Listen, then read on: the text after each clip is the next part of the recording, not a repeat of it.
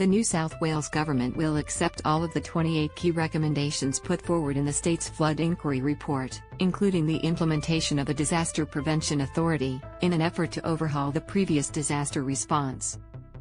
NSW Premier Dominic Perrottet vowed to build back flood-ruined communities in the Northern Rivers to make them stronger and more resilient after much of the region disappeared underwater 6 months ago.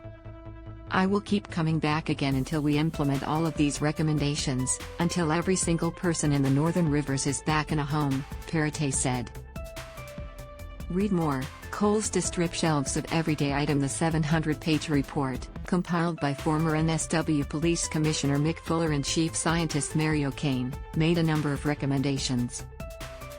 Perrottet said some of the key results of the report will be establishing a permanent SES center led by a new NSW Deputy Police Commissioner. Resilience NSW will become Recovery NSW and focus on the first 100 days after a disaster, establishing a new cabinet committee called Task Force Hawk, which will be ready to respond at any moment. At any time there is a major natural disaster, the back office of the SES and RFS will be merged, although there will be no change to either organization's front office emergency response training for community members. The Premier also said a permanent reconstruction body with legislative powers will be established to help plan for the future.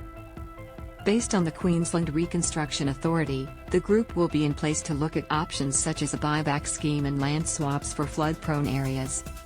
"We are committed to ensuring that as we have future development that it doesn't occur in areas which are subject to significant flooding," Perrottet said. The residents of Lismore and the Greater Northern Rivers region have waited for months to hear if the state government will announce a buyback scheme or if their properties can be relocated.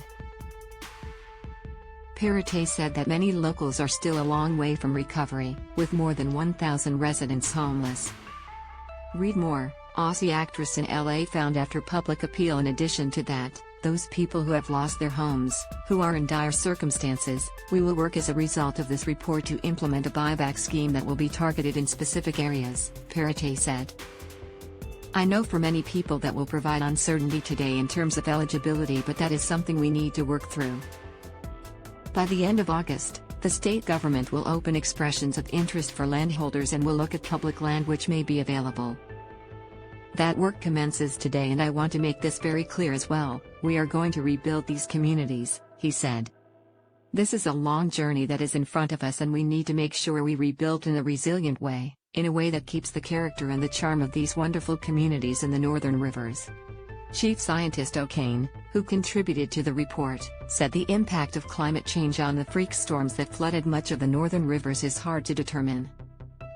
Read more: Explosions rock Crimea in suspected Ukrainian attack. "You want to make a few comments about the weather. Australians love the weather. And one of the things we don't know enough is how much of this was climate change," she said.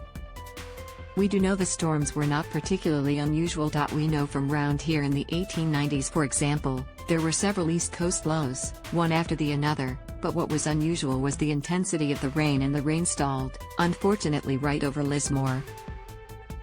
We saw this in the more recent floods over the Hawkesbury Nepean." O'Kane said the impact of climate change needs to be taken into consideration when planning for these disasters and educating the community. "We also emphasize the importance of kids knowing about things." The report also looks at changing the way the floodplains are looked at and utilized. "One important aspect is we say the floodplains should be recognized as assets. But not assets that we live on. Assets that can be used for renewable energy, parks, biodiversity offsets," O'Kane said.